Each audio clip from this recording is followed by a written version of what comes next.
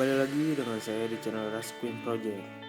Dalam video ini akan membahas bagaimana cara membuat review text atau text review menggunakan aplikasi VN. Bagi kalian yang belum menginstal aplikasi VN, silakan download di App Store atau Play Store.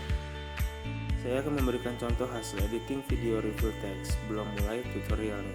Yuk simak sampai habis supaya tidak terlewat step by stepnya.